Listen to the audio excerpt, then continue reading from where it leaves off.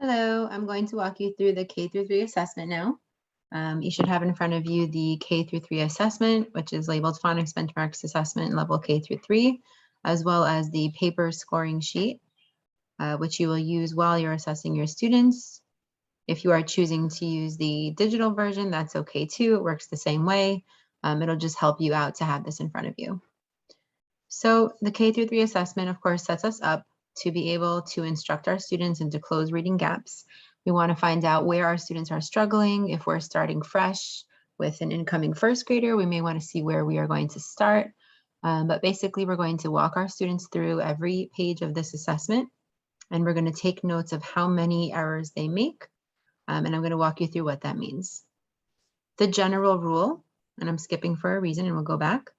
The general rule is that when there are 8 on a page, if the student only gets 1 incorrect, we can still give them an M, as in Mary, for mastered. If the student gets 2 or 3 incorrect, then we're going to give the student a P for practicing.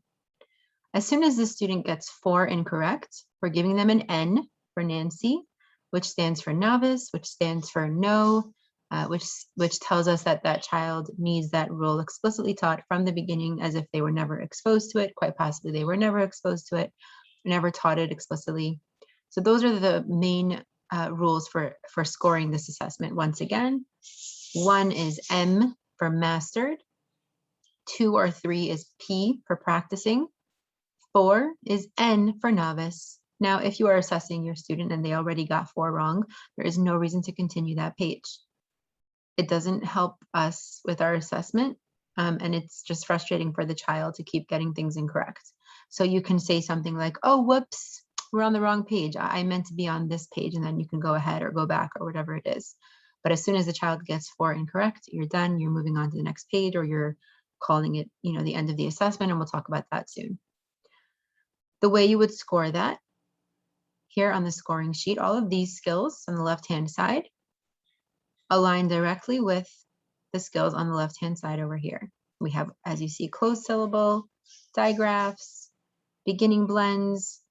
All of those skills are also here. Closed syllables, digraphs, beginning blends through the rest of the assessment. F, W, and S stand for fall, winter, and spring.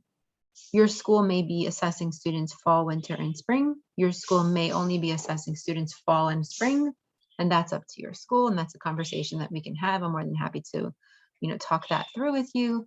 But that's what the F and the W and the S stand for.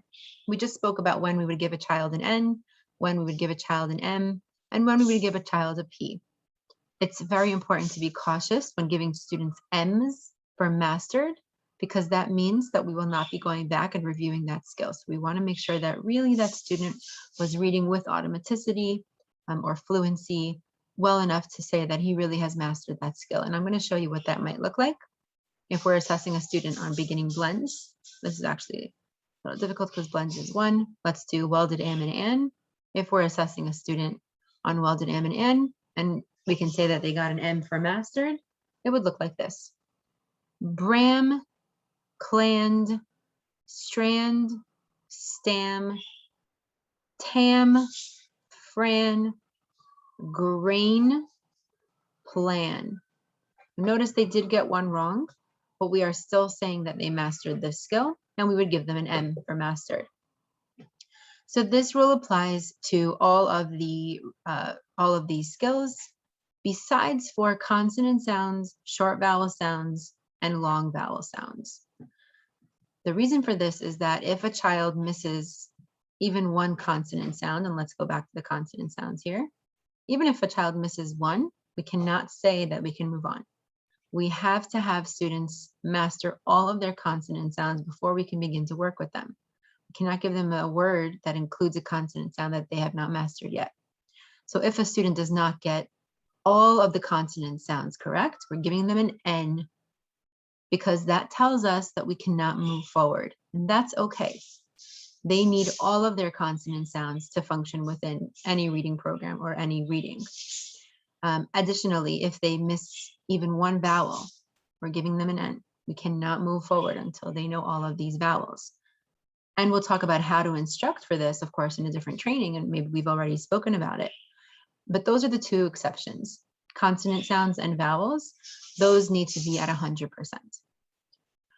Well, I hope this was informative.